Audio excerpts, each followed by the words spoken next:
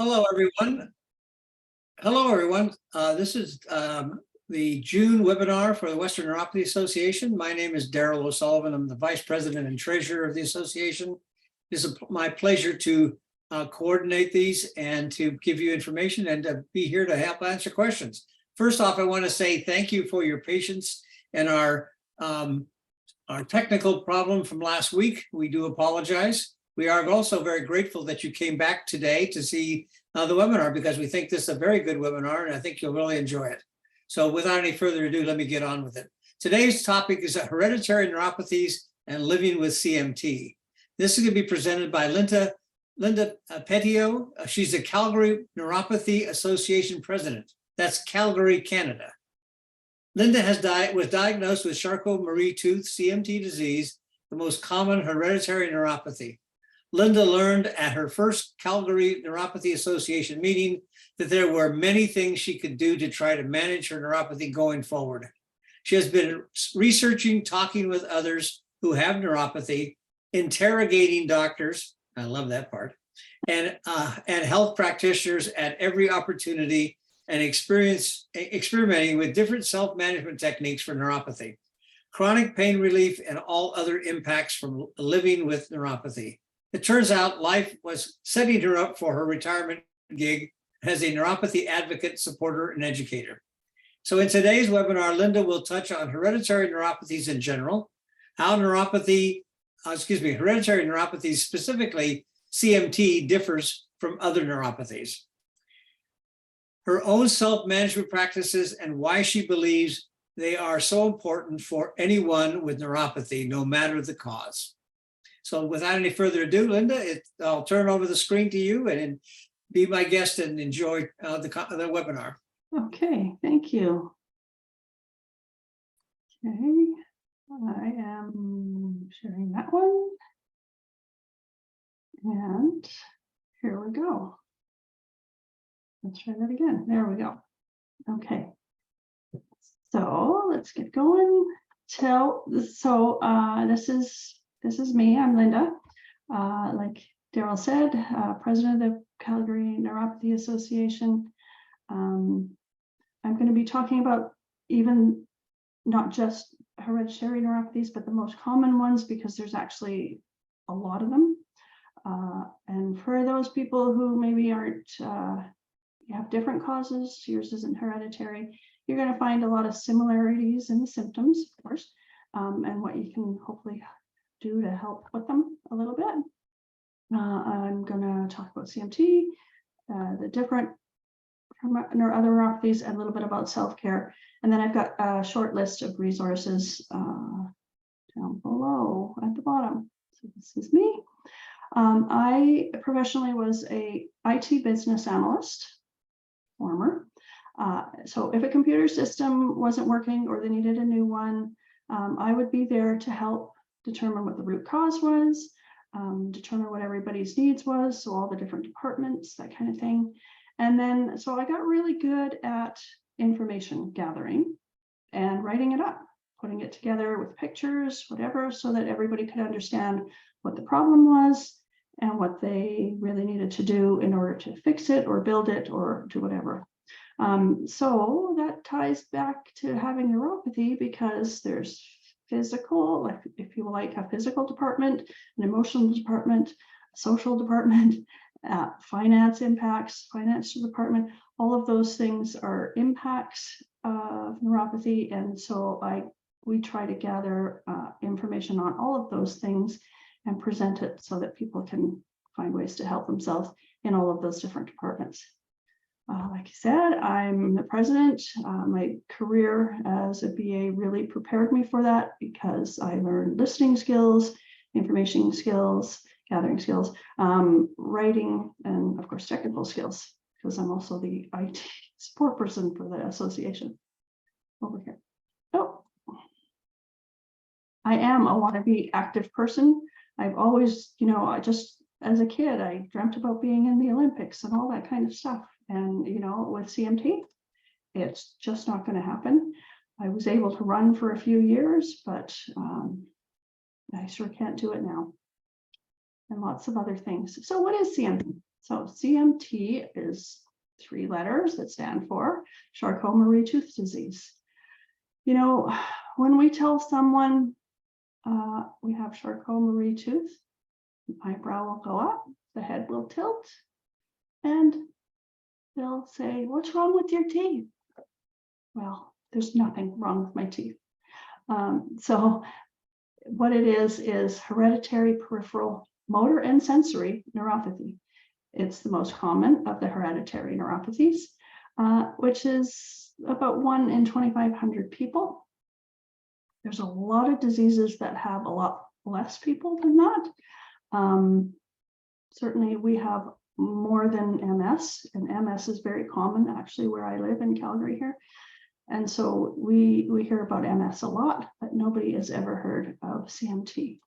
And as a matter of fact, the medical professionals will even pause and think and go, "Remind me, what is that again?" And that is a direct quote. I actually had somebody ask me that.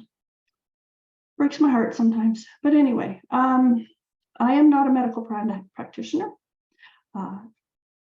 Take what you like with a grain of salt, leave the rest. I'm also not a geneticist. It was too boring to research and analyze, and I'm not sure I would have understood it. And it was also kind of complicated for a layperson like me to explain. So I'll be touching on genes, but I won't be going into that. So, you know, if you're looking for that, maybe we can find a resource for you. I also assume basic neuropathy knowledge. So the difference between axon and myelin sheath, I'm not going to get into those kinds of explanations. Same with motor, sensory, autonomic. I just assume. You can always ask the question in the chat box, and I'm sure somebody who's monitoring that could answer if you need that kind of help. I wanted to put a note on about the links throughout the presentation. You're going to see a number of hyperlinks, and that is because, again, I'm not a medical professional, so I wanted to show that I was trying to get my information from credible sources. So there, a lot of the slides have links added to them, and they go back to credible websites, hopefully research papers for the most part, but showing you where I gleaned the information from. So, and just, I know somebody's going to ask, and Lindsay knows too. So I have already provided her with a copy of the slides. So as long as you're looking at it electronically, you should be able to, it's a PDF, you'll be able to click on them, and hopefully none of them are broken. Okay, so hereditary neuropathies. Means it's genetic, right? Passed from a parent on down. That means it's in my DNA. I passed it down to me from my dad, along with my big nose, my heart murmur, and my ADD. And I passed all 4 of those on to my oldest son. So this is him up here, this is Russell. And my other son managed to avoid it. He got some other genetic things that came from my dad, but that's how it played out in our family. So again, I'm not qualified to speak to genetics. However, when I found it, I mentioned it. So this is a lovely little graphic I found in ResearchGate, and there's the link there. It's part of a paper that represents all of the CMTs, the bigger ones. So above the line are neuropathies in which the neuropathy is the sole or primary part of the disorder. And then below the line are neuropathies which are part of a more widespread neurological problem or multi-system disorder. So for time's sake, I'm just going to touch on these ones up above. And I know you really can't see that, so I made it bigger. Just like apples, for example, if you want to break them down, the types, you can break them in multiple different ways. Green versus red, regular versus crab apples, sour versus sweet.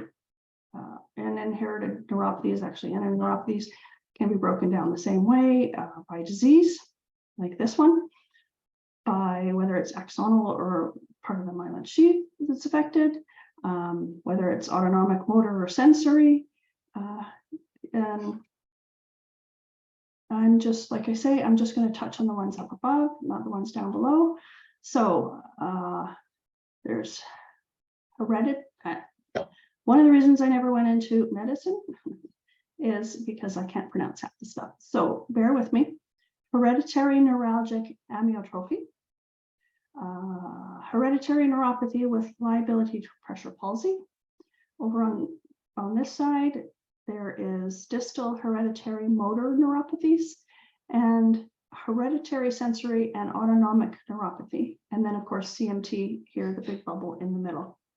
CMT is a neuromuscular, so it's motor and sensory, like the other name says, but it falls under the muscular dystrophy umbrella. So it's not a muscular dystrophy, just so we're clear. Muscular dystrophy is a disease of the actual muscle, whereas CMT is damaged nerve so that it doesn't talk properly to the muscle, right? The MDA has 5 different types of CMT. Nope, so hereditary neuropathy, sorry, listed. I'm not going to list them, but if somebody is interested, they can always ping me. Let's see. So hereditary neuralgic amyotrophy. It's also called Parsonage-Turner syndrome, and it is focused on the brachial plexus. So that's these nerves, this whole bundle of nerves that run down here into the arm. And that is the myotrophy. It really just means muscle atrophy, right? So loss of skeletal muscle mass leads to weakness. It affects both shoulders. And it's characterized by sudden severe pain followed by muscle weakness. It's primarily a guy's disease, so it's mostly males, 20 to 30. And in about half of the cases, it's associated with a mutation of SEPT9 gene.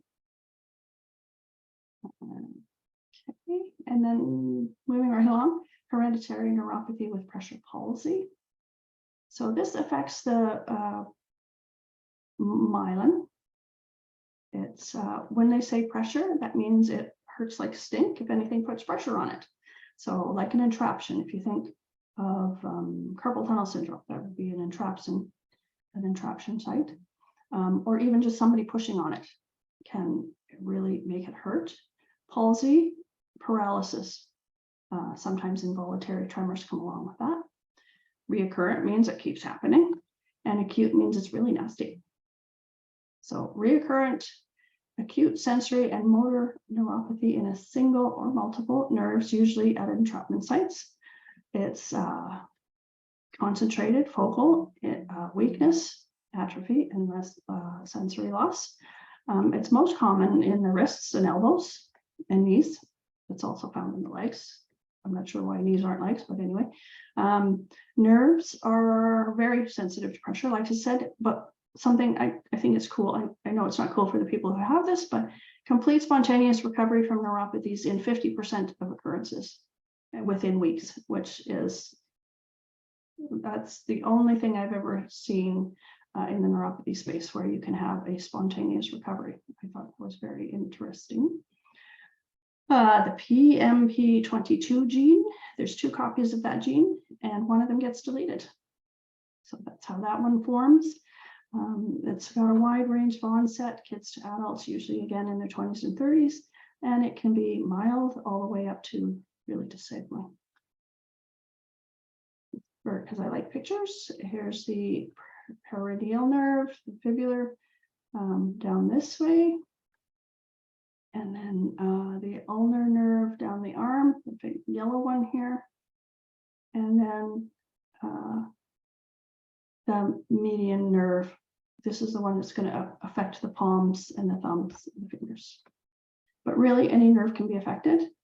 They even say hearing loss, facial numbness, and then the usual hands and feet kind of neuropathy is also possible. Distal hereditary motor neuropathies, exclusively motor. Who says this? Scientificallychallenged.com this as a group of motor neuron diseases characterized, hang on, I got something in the way here, characterized by degeneration of a motor neuron. That's a new one for me as well. The cells in the anterior horn, so this is right in the spinal cord. Subsequent muscle atrophy because of that, these degenerating. I kind of wonder if it's in the spinal cord, how is it peripheral neuropathy, but we'll just leave that one alone. And it's also said it's similar to CMT, and that the muscles can't receive the signals from the lower neuron muscle, sorry, motor neuron, the ones in the brainstem, spinal cord, and peripheral nervous system. And just so it sort of puts the picture together, the upper motor neurons are the ones in the brain that are getting sent down. Distal motor neuropathy. Let's see. Yeah, there's 7 types. First 2 decades, again, those are rough years for people with hereditary neuropathies. It's exclusively motor, and these are the genes. I'm not even going to try. It causes muscle atrophy. It also causes twitching, which a lot of neuropathies do, the muscle stiffness, and overactive reflexes, which, considering it overlaps with CMT, CMT is the opposite. It has no reflexes, but we'll get to that. Okay, so now I'm in a space where I'm more comfortable. How fast am I going? Pretty fast. Okay. Hereditary sensory and autonomic neuropathy. Oh, sorry, I'm not there yet. This is 1 in 250,000 people, and that makes it a rare disease. There's 8 types, each with different symptoms, and both the neurons and the axons are affected. Large myelinated and unmyelinated fibers. There's many genes. There's too many to list, so you can always look that up, probably there. And the symptoms are all common as well. Loss of sensation of pain, delayed healing for open source, loss of temperature sensation, abnormal sweating, infections, and osteomyelitis, so bone infections. I thought the abnormal sweating is a condition in which your sweat glands don't function like they should, to remove the heat and to help cool down your body. That's from the Cleveland Clinic. But, you know, I kind of, when I read that, I thought, oh, that'd be really good to have that. But really, it's not so good. An overheated body can be a very dangerous situation and even life-threatening. If you think about a fever or sunstroke, and then if you couldn't cool yourself down, it could be quite disastrous. Okay. CMT is, we've said it enough times, hereditary motor and sensory. So there's 1 in 2,500 people. There's over 100 types. So the onset is kids to adults, same as a lot of these. The severity, same as a lot of these, mild to disabling. It starts in the feet and goes to the hands and really can go anywhere. Common symptoms: hammer-toss, high arches, champagne bottle-shaped lower legs, skinny legs, muscle atrophy, leg cramps, gastrointestinal issues, breathing issues, and hearing loss. But we're going to look at those a little bit more closely. This is the 6th most common, forms of CMT. Like I say, with hundreds of them, we can't list them all. So the CMT2, that has dozens. So again, there's too many there to list. This is actually what I have here. CMPZ is the gene that's affected. And I just want to say, a lot of people who have CMT or suspect CMT, they want to get genetically tested. And that's good, but it's not should be an exact science, but it isn't necessarily. So when I was first diagnosed, the neurologist said, "Oh, you present with CMT2." Oh, great, I have CMT2. That's what I started telling myself and everybody else. And then when we did the genetic test, they went and came back with CMT1B. Oh, okay, so that's not what I have. I have this. And also, by the way, there's one other family in the whole world who has the exact same gene mutation as you. Oh, and they got diagnosed with CMT2. So I still don't, to this day, know exactly which one I have. At this point, I don't think it really matters, but I just thought that whole genetic testing, and we're going to talk a little bit more about that in a little bit, but it's not as exact as you might hope. And quite often they only test for the top 6 or top 4. And so if you have one of the other 100+ types, they may not hit the mark. Anyway, so that was CMT2 and me. CMT4 also has many. Each neuropathy type is caused by a different mutation in a different gene. It's kind of interesting because the mutations affect maybe a particular ethnic population and has produced distinct physiological or clinical characteristics. They didn't really say what those were, but I just thought that was kind of interesting that it's focused in on a particular ethnic population. CMTX1 is actually the second most common CMT. I would have thought it would have been 1B or 2, but no, it's X1. And this one is a protein connexin-32, it's called. It's used in making the myelin sheath, but that gene doesn't work to help make that protein properly. There you go. So CMT symptoms, in case anybody hadn't seen what hammer toes looks like, and these are actually fairly mild. You can get them so that your toes are curled and you're basically walking on your nails, or even like right on your nails, and that gets actually quite painful. And the high arches. And again, these aren't quite so bad. I've seen pictures, I haven't actually seen anybody, but where it's arched so bad that the ankles start turning out, and that's weakness in the ankles as well, but it makes it almost impossible to walk. The inverted champagne bottle shaped lower legs. So I have this. I actually think mine are worse than this picture. And then my dad had the skinny legs. Well, obviously, you can see it's from muscle wasting. So there's muscle wasting here and in the foot. And these feet look pretty muscle wasted, and ankles all the way up, and maybe even the knees. I'm no medical person, so I don't know. But you can definitely see there's muscle wasting there. And then the gastrointestinal problems. So the gastrointestinal system is the third longest set of nerves. So CMT is very longitudinal, I think is the term. So legs are first because they're the longest. Hands are second because they're the second longest. And then you get into the gastro area with gastroparesis, which is the third longest. So gastroparesis is a condition that affects the normal spontaneous movement of the muscles in your stomach. So normally, like strong muscle contractions will propel food along through the digestive tract. But if you got gastroparesis, it just slows right down. Or sometimes it doesn't even work at all.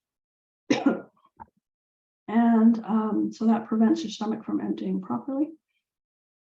And as you can imagine, that is comes with all the normal gastro problems, right? Diarrhea, constipation, cramps, stomach upset, acid reflux, all kinds of things.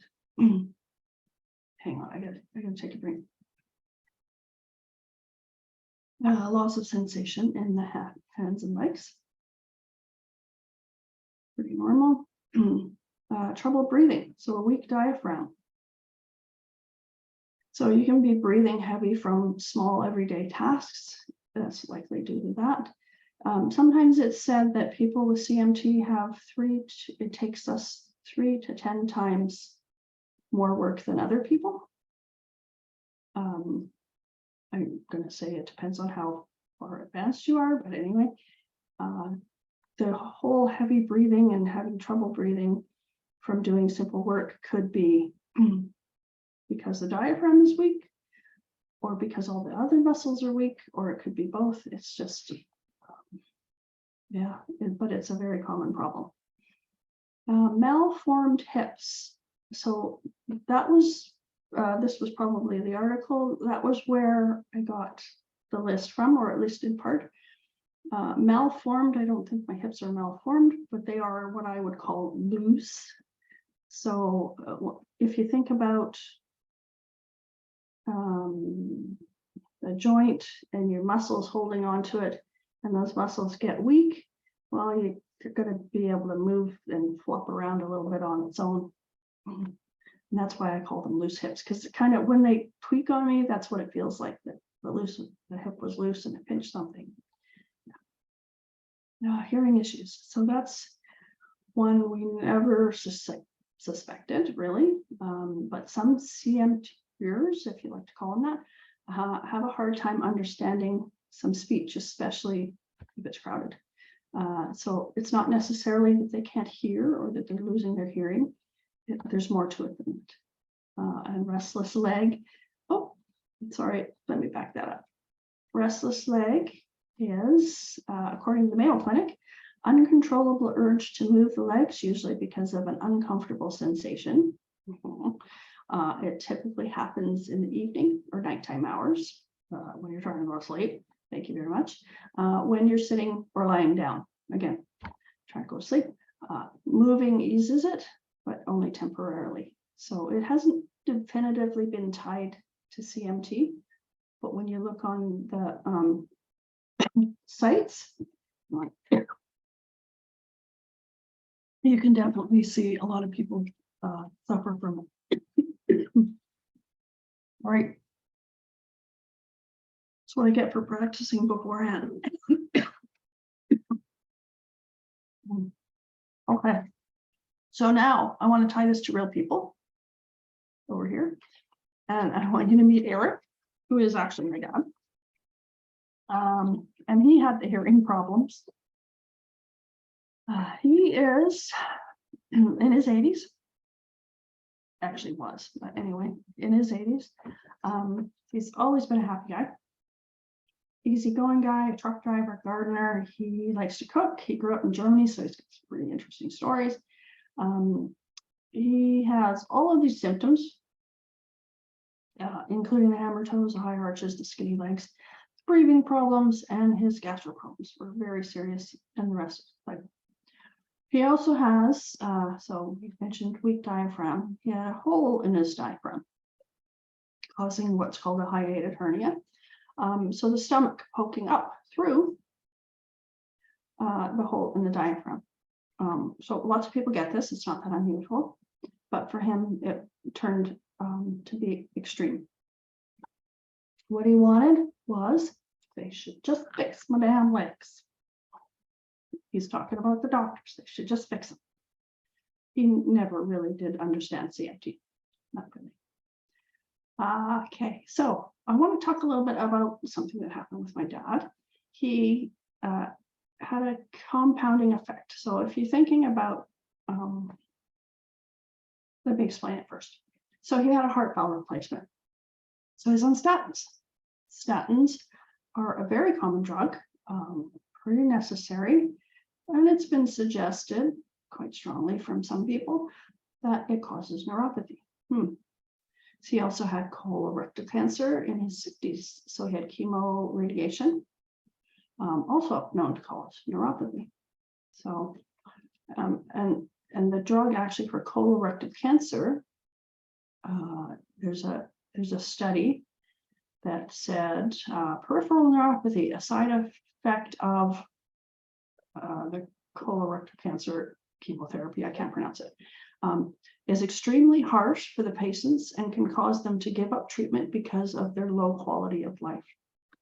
Now, my dad finished the treatment and he beat the cancer, but his neuropathy skyrocketed. So if you think having CMT and then having cancer and chemotherapy, and then putting statins on top of that, you've got a compounding effect, which is going to cause your neuropathy to worsen faster. CMT or not, it doesn't matter. You've got three things going on there, all affecting the nerves. So taking care around, I know it sounds silly, but to try and prevent these other kinds of things, whether it's diabetes or whatever, is one of the main points that I want to make today, because you don't want that compounding effect, or the older you get and the longer you've had these things, the more impacted you're going to be. Anyway, so Dad lived on his own. He fell often, and he had a steep flight of stairs down to his basement where the laundry was. So he was a bit of a worry for us all. Anyway, more symptoms. I think I mentioned earlier, absence of reflexes.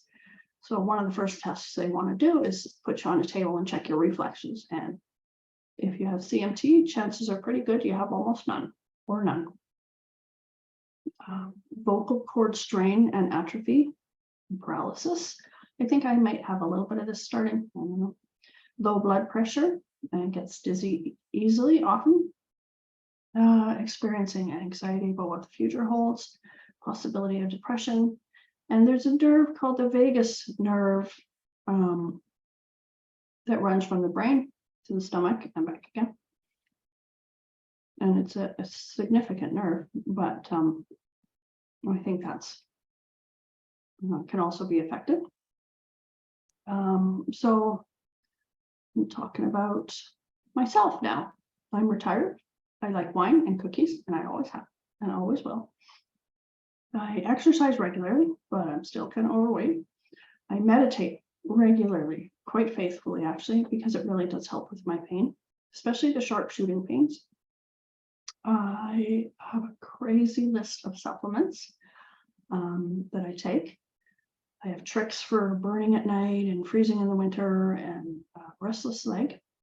But menopause, which was, maybe about 10 years ago, really kicked it up. And I've heard a lot of women say that menopause will kick up your CMT and it'll progress faster after that. I'm always looking for information on CMT and neuropathy, and I try a lot of what I learn. Some I keep, some I don't. So I have pain, same as everybody else. And I was reading actually just the other day about someone who, a doctor, and I think she might have even said a neurologist, told her that someone with CMT doesn't have pain. And it just makes a person want to cringe, because we all know there's all kinds of pains that come with CMT and neuropathies, burning, shooting, tingling, muscle cramps. They, keep going. And I have all of those. Usual neuropathy, motor, sensory, autonomic, and gastro symptoms. Never fun.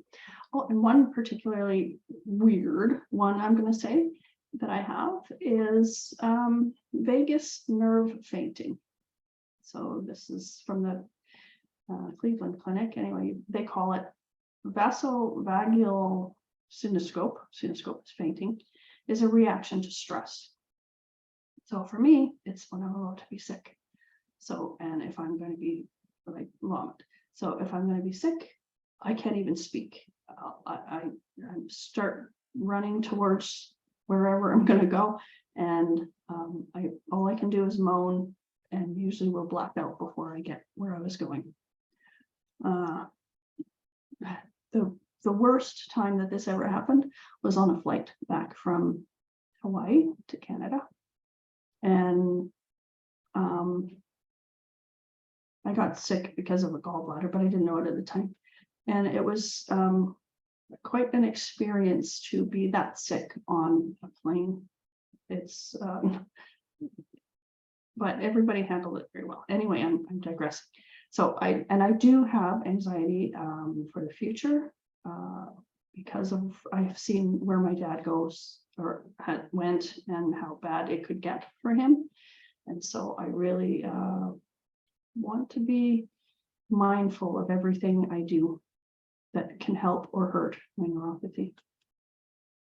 Okay, some final symptoms, icy cold feet and hands, all kinds of neuropathy, weak ankles.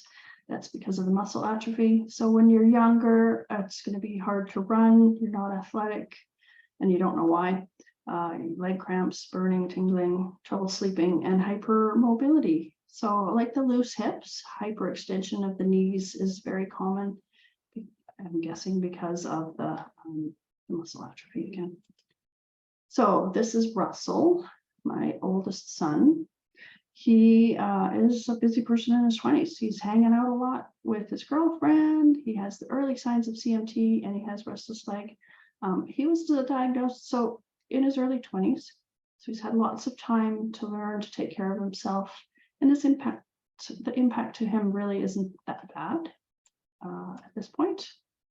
So he's doing good. Okay, I wanted to show everybody this. So if you're on and you do have CMT, and even if you don't, you might be interested in it because it's a symptoms checklist. So this is from the Hereditary Neuropathy Foundation. And they have this really long list of anything CMT, basically. So problems getting around, leg or foot problems, arms or hands, ears, nose and throat, lungs, breathing, mood, being well, pain, and other symptoms. So I think about the woman who I was reading that said, the doctor said, oh, there's no pain with it. Well, if you have a checklist like this from a credible foundation, like the Hereditary Neuropathy Foundation, you can go in and say, look, these are the symptoms I'm having. These guys say that it's from CMT or part of my CMT, and you can go on and have your discussion instead of being blown off. So my point is, if you have CMT, take this, fill it out, and go prepared. Going prepared to your appointments is with something like this, filled out with exactly what's going on with you. It sort of gives credibility, I think it does, to your claims. And then another reason for having something like this in your back pocket, I personally have a tendency, if something's going wrong with me, I'll just, oh, that's just my CMT. But it's nothing to worry about because it's just my CMT and there's nothing I can do about it, whatever. But you don't necessarily know if that's true. So if you have a list, at least you can check in and have a discussion with, again, the medical practitioner, whoever that is, based on some facts. Okay, get rid of that. All right. So if you remember, CMT is a motor sensory neuropathy. But I also wonder, is it autonomic as well? I mean, you're talking about breathing issues, with the paralysis or dysfunction of your diaphragm. You're talking about hearing loss. There's also some form of vision loss. I didn't look into that one. Gastro problems and incontinence problems. So it often gets ignored, right? Because, oh, well, that's incontinence. That has nothing to do with your CMT, or that has nothing to do with it. But yes, it does. And so it's important to know which of your symptoms could be tied to CMT. I mean, you could just be going deaf because you listen to a lot of rock music, let's put it that way. But it also could be tied to the CMT. A question too about that long list. Will I develop all of them? No, you won't develop all of them. It'll be pick and choose. It's like, this is a collection of symptoms that's across all types of CMT. So if you're type 2, and it's a type 1, for example, symptom, then no, that's not going to be a problem for you. Aren't most of the symptoms the same as other neuropathies? Yes, they are. we get the burning, tingling at night, another nerve pain, the ice cold feet, especially in the winter. And I don't know about other people, but I felt a lot. More and more. So how is it different then? Well, what am I doing? Okay, it is different because there's some different feelings, I think, about the whole thing. Some people feel guilty for passing it on to their kids. I get this. I feel bad for passing it on to my son. I wish I hadn't done that. But do I get angry at my dad because he passed it on to me? No, he's not. He had no control in it, just like I had no control in it. And there are some people who blame themselves. Oh, I should have taken better care of myself. I should have not been pushing. I should have been pushing harder with the doctors. I'm not asking the right questions, or should have done more. You can always do more, but it's a pointless game, and it's a pointless game to be guilty or put anger. So I'm not a psychologist either, but I can guarantee it's a waste of very valuable energy. Okay, we have deformities. So lots of neuropathies. You have the burning and the weakness, but you don't necessarily get the deformities. Foot drop is probably the most common. There we go. So with the toes and the high arches, one thing they can do is they can reconstruct feet. I certainly wouldn't want to have that happen. I can imagine how painful that must be, but that can be done if it's bad enough. And for some folks it is. I think I mentioned about the ankles bending right over so that the people have to walk on the side of their feet. And I've noticed diabetics that I know, their feet also turn outward because of the muscle atrophy. So places that can be focused on with stuff like that is keeping those muscles as strong as you can for as long as you can. Doesn't mean it's not going to happen, but maybe you can postpone by a couple of years, right? And hands, the curling of the fingers, just like the toes, they can get like that. I've got some starting in this hand, and it's kind of freaking me out, to be honest. Okay, deformities and living with it. Well, one of the biggest complaints people with CMT have is they can't find shoes, and you're not allowed to wear the big heels, or you can't wear the big heels. A lot of women really miss that. Splints at night is another one. Now, I forgot to mention that with deformities, like the feet doing what they're doing, the toes curling and the arches and the rounding, you're just increasing the risk of falling. It's not like we have any control over these changes, but very minimal, but they do increase the risk of falling. And even shoes, toes are really meant to be splayed out to help keep your balance. You talk to a yoga instructor, and that's what they're doing. Get people to splay out their toes so that you have more surface, or I'm not exactly sure of the reason, but I know it really helps to splay out your toes. But all of our shoes, squish them in there like that. And then when you have them also scrunching themselves in, it can be pretty crazy. There's all kinds of tools like ankle foot orthotics, which help keep feet from foot drop. So it'll help keep the toe from getting caught and falling. There's other things that do this similar thing, like a dictus. If you haven't heard of it, it's a little apparatus. You wrap it around your ankle and it hooks onto your shoe, and it keeps your foot from flopping down. There's all kinds of special tools for the hands. With Eric, he did try AFOs, and I almost cried when I saw him walk for the first time without his aids, his canes or walker, whatever he was using at the time. And it was the first time in years, but they hurt so bad that he wasn't persistent, and so he stopped and wasn't able to really use them. So if you're a person who needs an AFO, but it's up to the person who makes those AFOs to make sure you're comfortable in them and make sure you can use them, because Lord knows you're spending enough money on them. Right.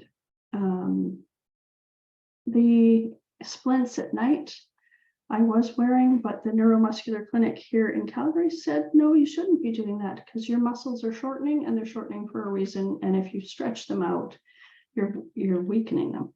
That's just an anecdotal story. I don't know how true it is, but it spooked me enough that I stopped wearing them at night.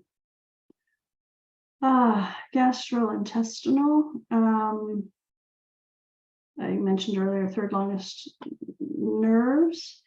The association between gastrointestinal and peripheral nervous system is probably still under-recognized, and the gastroparesis.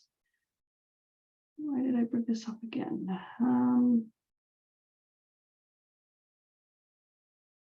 Okay. So anyway, they're finally recognizing that it is, because they've been denying it for a long time, that it is a problem with people with CMT. And I'm just going to skip that. Okay. Living with it. People with CMT don't like to talk about this one, but I'm going to do it anyway. So we get cramps and get nausea, basically IBS symptoms. And with all of that, there's accidents. Never pleasant. There's, when you live with this, you are planning ahead. You have total restroom awareness. Oh, I have bathroom here, but restroom there. Because you just never know when you're going to need one. And so it's something that's constantly in the back of your mind. So in Eric's case, for example, he had 2 decades of constipation followed by diarrhea, and it took him a week to be normal, really. If you consider him being in his 80s and can't walk, can't get up from a chair very fast, you can envision what would happen. And for me, when I was working still, I couldn't take transit. I couldn't take the chance. Any trip out of the house, I have that bathroom awareness. Fortunately, there's apps for that now. Yay. Travel, there's always added stress for that. And then of course the vagus nerve fainting that I explained earlier. Fortunately I don't get sick very often, so it's not that big of a problem, but it's always in the back of my mind as well. So those things all add to the stress of everything else you have going on. And with Russell, the problems are rare for him, but they're still possible. Now he's in his 20s. And so he's adopted a philosophy. I'm going to eat whatever I want while I can and worry about it when I can't. Well, that doesn't really make sense. And I'm convinced that he's setting himself up for chronic inflammation. And additional damage that it can do. And so he's going to end up with that compounding effect, right? So a lesson to all of us is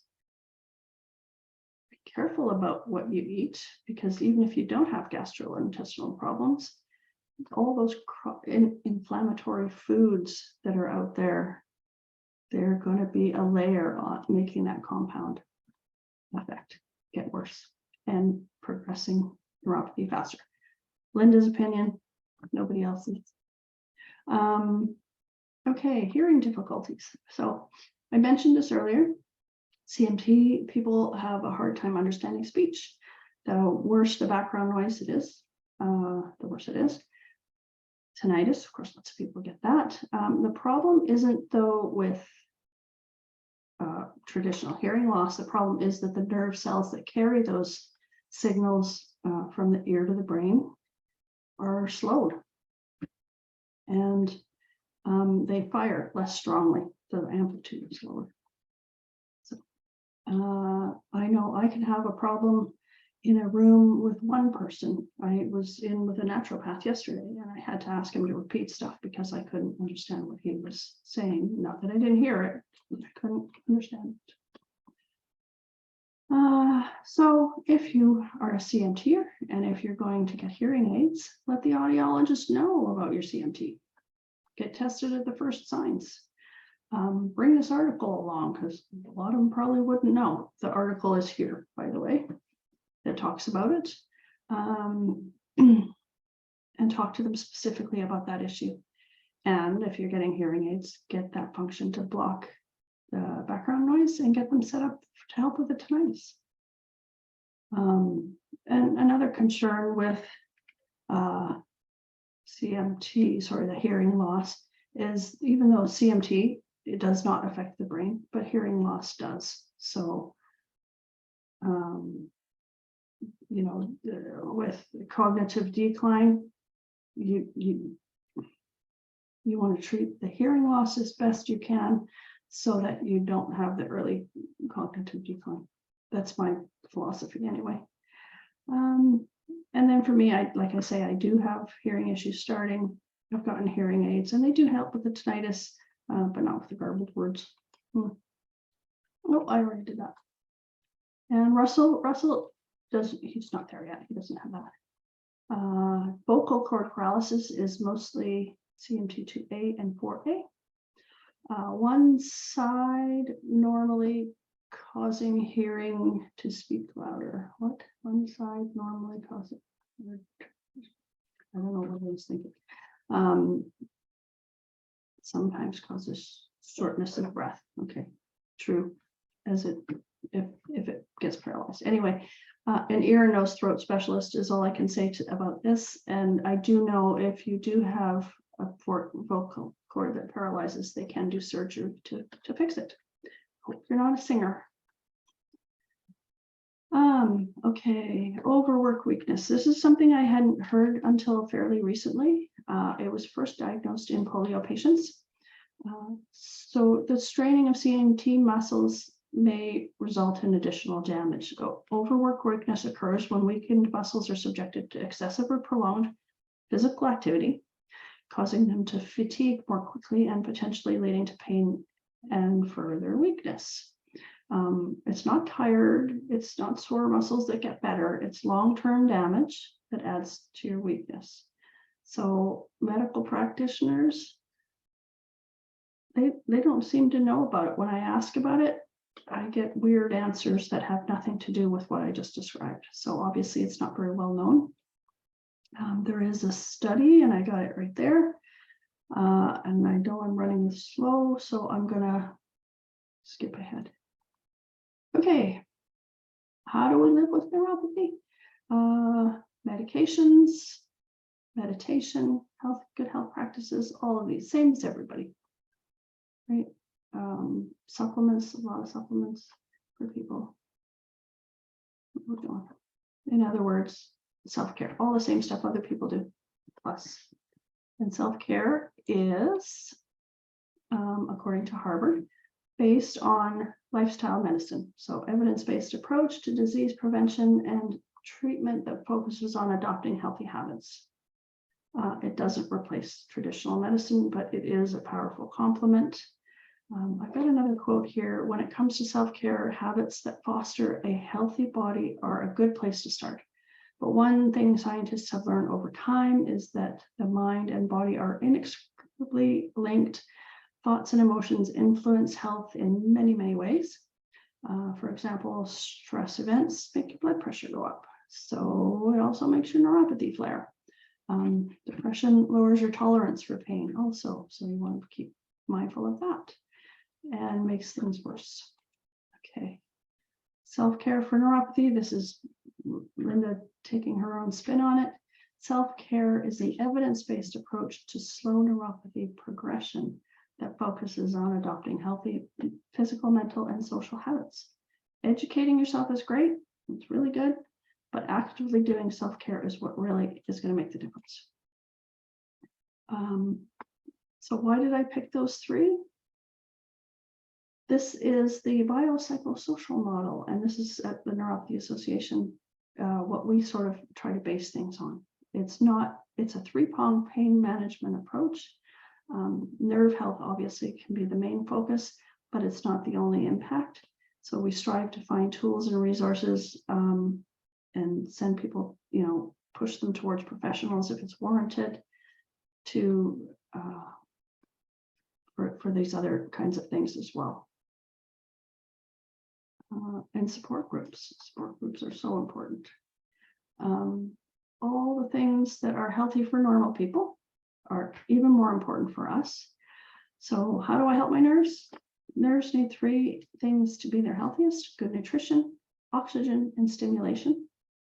A diet of fresh fruit and vegetables, all the usuals, and nothing neurotoxic like alcohol or artificial sweeteners, nothing inflammatory like sugar and all the long list of inflammatory items. Oxygen.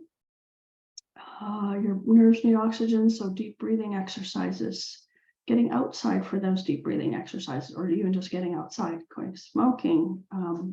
I used to have an O2 monitor, and I could do breathing exercises and see my oxygen levels go up in my fingers. I thought it was very cool, actually. Stimulation is really about exercise. So get what you can, and this does not have to be, huge cardio. It can be small stuff. Light exercise actually is better because of the overworked weakness, although I'm sure there's some who would disagree with me.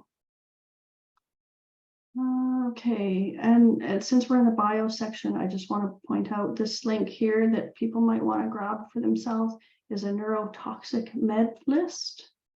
We go here, you can see they have it defined in high risk, significant to moderate risk, and then it gets lower and lower there. But you can see here, I know you can't see it, it's ridiculously small, but they have Cipro as one.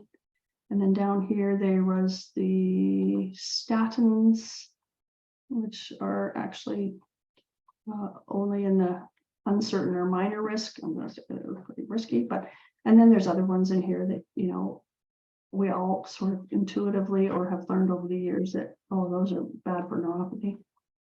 But I like having the lists because if I go to a doctor and they're trying to prescribe me something, I pull out the list and say, let's find something else, because it's just going to make it worse. Supplements. I don't want to talk a whole lot about the supplements, but I want to say, read the labels. They can have side effects that you might not expect. One being, I took a B3 and it felt like I was having an allergic reaction, but I hadn't read the label, and it said that it would make me go flushed and red. Anyway, if you read the labels, and it doesn't matter if you've had that one before, if it's a different manufacturer, always read the labels. This one is very popular, acetyl L-carnitine, and it may cause sleepiness, so make sure you know when you're taking it. Alpha lipoic acid can impact your meds, so be careful that you know what you're taking and that you're taking it at the right time. And so this one can affect the blood sugars, and if you're diabetic, that can be a problem. Whoops. Some shouldn't be taken together, some have gluten, and lots of us are sensitive to gluten. Biopsychosocial model. So the psycho part, taking care of your mental health is super important. I have a story about a person who prayed and meditated and meditated and prayed, but it just wasn't enough. You cannot pray or meditate your way out of severe depression or suicidal ideations, which often happens with people with neuropathy. Not often, but it happens with people with neuropathy. So, and just like anything else, it's easier to treat something if you get on it early. So if you do feel like stuff is happening, get on it early. Receiving support. So support groups like ours are great. They give you coping strategies. You've got the value of shared experiences, focus on self-care, and they help you maintain hope. Severe neuropathic pain was significantly associated with heightened social isolation and lower life satisfaction scores. This was a study, I think it was this one down here, and certainly they proved that over and over again. It can be social isolation can be a very lonely spiral, and it really does make everything seem worse, but support groups can help. And learning the language so that you can talk about it. well as well. You never know how valuable your help is until you have to fight for it. So fight for it now before you really have to. This is going to be my new mantra, I believe. I know many of you have been fighting for a very long time and you're tired. Every day struggle just to do the basics. So, but if you can find it in you still to do something different, try something new, and hopefully you can find something that even just gives that little tiny bit of relief. I'm going to skip over this because we're getting right to the end of the hour. I know we have 2 hours, right? Well, we usually have around an hour or so, but go ahead and keep going. Oh, okay. Okay. Well, that's why I picked up the pace here. Mhm. So yeah, Eric, he had to give up his car because his foot kept slipping off of the pedal. Gave up cooking because he couldn't stand anymore. He learned to help manage his stuff, but he passed away in November because of not because of CMT, but because of a fall and then a series of events that happened after the fall. So that's what happened with him. Do I have yet? Oh, skip ahead. Myself, I'm always learning. I try to do exercise as much as possible, and I do that by filling in the bits because I don't want that overwork weakness. I'm kind of paranoid about that now, and so I do small bits throughout the day as opposed to bigger stuff. And then Russell, well, he's why did I bring him along? I'm thinking of him as a warning to others. If you're still in the milder symptom stage, start taking care of yourself now so that you can hopefully slow progression longer if possible. Resources, I'll just click through. I've got a couple of pages here. There's some CMT specific and the other one was just general. And then that's us. Okay. I feel like I have been just rambling on. Oh, you've done a fantastic job. Very good. Thank you so much. You're welcome. Now let's see. We've got in terms of any questions here. Let me open this up a little more. Okay, so let's see. Questions. So Lindsay, are you there? So Lindsay must be not quite there. I don't see any questions right now in the question app part and none in the chat. Wait, let's see. There's a couple of things that was just office stuff that didn't happen in the chat. So okay. No, not really. I've got something that says Ann Russell raised hand. Yeah, but I think it had to do with audio or something. Oh, okay. Yeah. Any other comments that you'd like to make? Myself? Yeah, about anything else relative to what the talk was. I mean, I think you did a fabulous job. I think you covered all the lots of things that cover, and of course you could cover a lot more. Yeah, the problem with a talk like this is I feel like it's scattered all over the place. You could focus in on just nutrition, right? And speak more succinctly to just that. Mm-hmm. Or so I did find so one question, sorry to left another meeting. So that was Lindsay responding to what I was asking her. So still not a question, just a comment that she had been working on something else. So now I've got something in the chat that says, if you have any questions, okay, so she added it to people to answer any questions. Now I've got something here. So Roseanne did say, is CMT adult onset? No, not necessarily. It depends on probably the version and the severity for the family, if you like. Some people do have an onset when they're kids, and quite severe. Quite severely, some of them. Most that I've met have been older, though, like in their 20s, 30s, 40s. And sometimes it's just about diagnosis, right? You may have I had stuff going on for years that I thought was, oh, that's just getting older, whatever is the pain. But it turned out a lot of those things that were just I was just blowing off were actually CMT symptoms. Okay. Another question is there more research for MS than CMT? If yes, why do you think that it is that way, and how do we change it? I'm going to say yes, there is more research for MS, just like there is more research for anything with the brain. The brain is more interesting, I think, for researchers. And I actually had an opportunity to talk to a neurologist a couple weeks ago, and I asked him that same question. And his answer was, because and you think the brain is, but because the peripheral neuropathy and is so complex, is basically what it came down to. It's so complex that I think there's just so much to it that they don't know what they can do. I don't remember his full answer, but it came down to it's because it's so complex. Yeah. And now I don't know why MS is not as complex, given that it's in the brain. Yeah. But they know what causes it, and neuropathy, they know hundreds of things cause it, which adds to the complexity. Yeah. Another question, this is from Kathy Clements. Linda, did you say that statins are bad for neuropathy, and can you explain?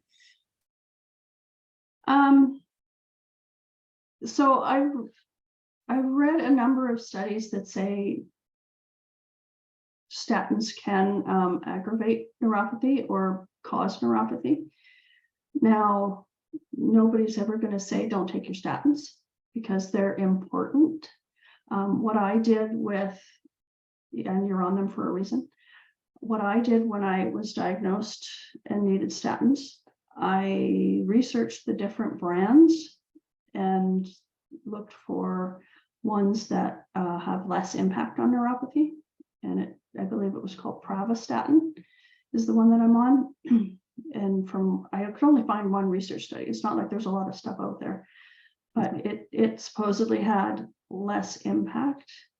And then recently I found something that's talked about, I think it was the vitamin B3 that I took and ended up with what felt like an allergic reaction, helps negate the problems, right? And I know research is ongoing in the cancer space to give people something that's going to counteract the neuropathy causing properties of chemotherapy drugs.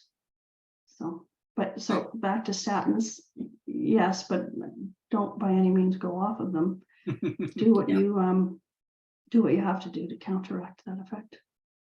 Next question is, how much turmeric do you take?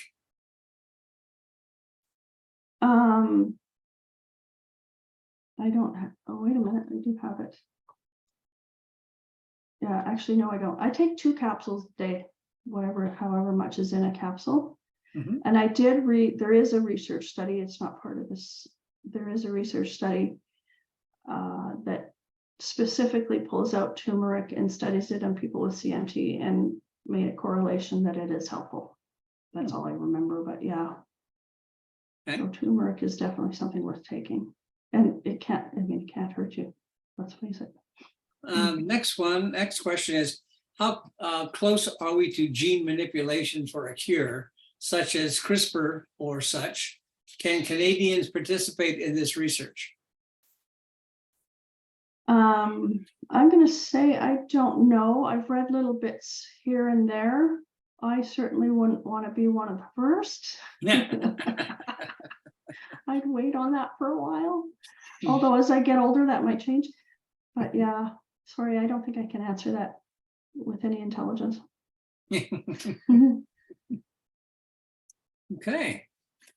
I think we've come to the end of the questions so far. So we'll give it just a couple of seconds here more, and then we'll look at ending them. Okay, any other comments that you might have? We really appreciate everything that your participation and your presentation. It was very helpful and very nice, and I think provided many much information. A couple more. See, I just waited a couple of It minutes. always happens. People think of them as yeah. Does anyone have muscle pain in groin?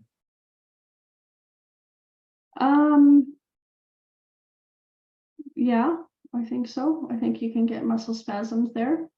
Okay. I've certainly had the odd shooting pain there myself. Very unpleasant. Mhm. But I think you can get muscle pain anywhere if the muscle just happens to be affected and starting to atrophy.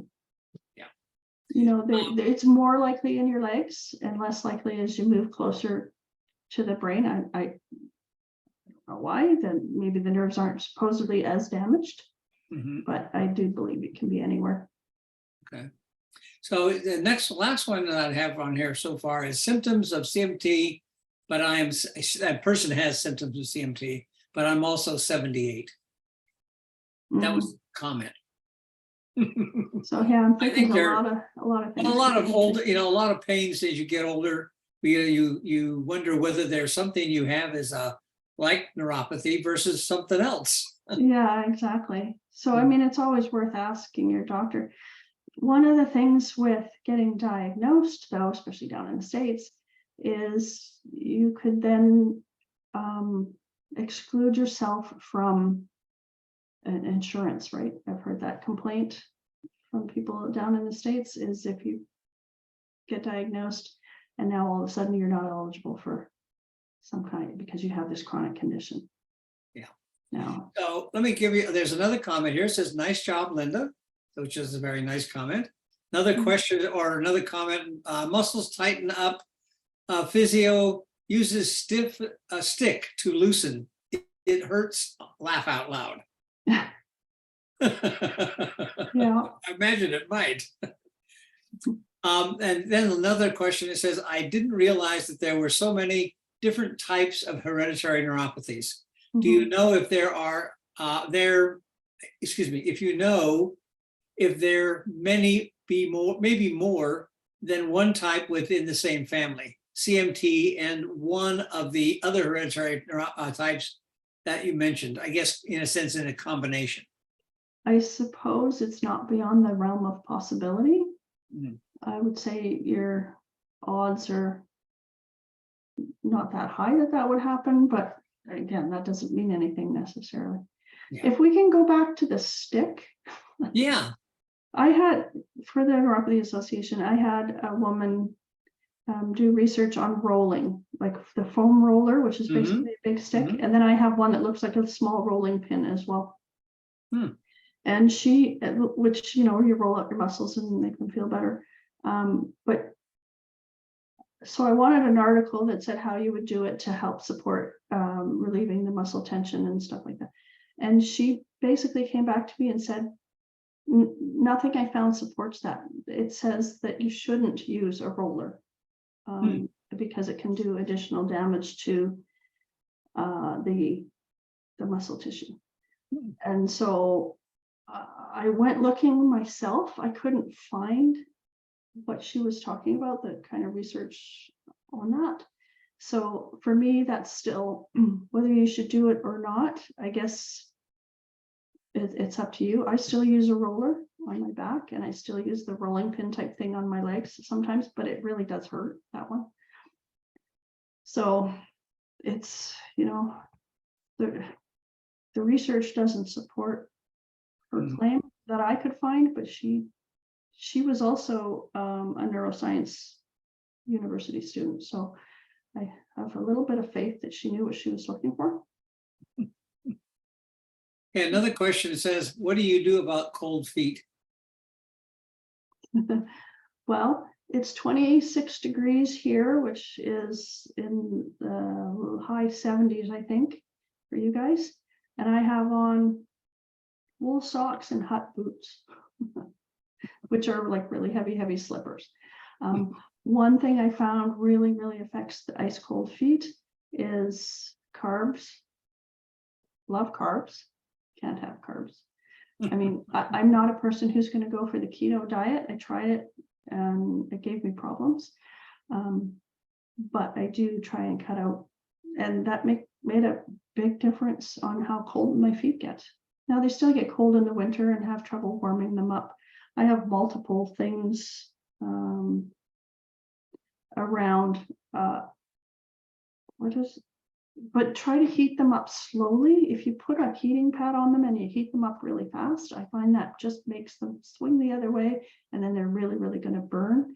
So I have this pair of slippers that you put in the microwave, and you just put them on and it warms them very slowly.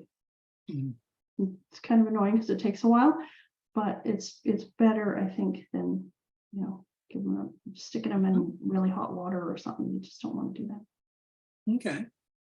Another question or and comment. There are many, many hereditary neuropathies. The Human Genome Project has allowed more and more to be discovered linked with particular genetic alleles. The most comprehensive listing I know of, consistently updated, is at the Washington University at St. Louis Neuromuscular Database, and then there's a link there, and this will be in the recorded video, I think. So I don't know if you know about that particular link. No, I wasn't looking for Okay, so anything maybe like we that. could get that to you so you could take a look at it. Yeah, that would be good. And Glenn Rybowski is one of the board of directors, and he's very knowledgeable about all this. And It sounded like a Glenn That came from Glenn. response. I think you know Glenn. I do, and Yeah. it sounded like a Glenn response. Yeah. Yeah. So here's a comment also. For cold feet, I purchased heated socks. Battery lasts all night on the low settings. Yeah. And then another one is, let's see, it is wise to get genetic testing. Oh, is it wise to get genetic testing? My family members have CMT1, but they present differently than me. Well, I think that's a personal opinion kind of question, right? Yeah. For me, I had already had my kids, so there wasn't the question about, oh, do I want to have kids or not because I have this condition. And for me, being up in Canada, the insurance thing isn't a problem, so I just went ahead and did it. Now, for my son, because he knows he has CMT, they may decide not to have kids, or, you know, they may decide to try and stamp it out by doing an artificial insemination kind of deal, and just pull it out of the equation, out of the family equation. So there's reasons for doing it and not, but I don't have the financial consideration of not having insurance because we have insurance. So Well, that's very good. Yeah. that's a very important one for a lot of people, right? Yeah, exactly. You got to be able to get the treatments that you want and need. Well, I think we've exhausted the questions. And on the flip side of that, though, if you're diagnosed with something like that, there's a lot of benefits that you can get, right? Like access to things that you wouldn't normally get. For myself, for example, I'm a patient of the neuromuscular clinic here in Calgary. I wouldn't be able to get that kind of benefit if I hadn't been diagnosed. And all of the services that they offer. Yeah, there always are some benefits to it, but even though it's in the big picture, there's probably a lot of negatives that you feel personally about it. Yeah. Anyway, again, I want to say thank you so much for an excellent presentation and wish you the very best. Thank you. And so I think at this point we're ready to end the webinar for today, but it will be recorded and it will be on our website in about a week under the YouTube channel. So if anybody has any questions or wants to look at any of the links, they should all be there. Okay, thank you again, Linda. Okay, bye-bye. Bye-bye.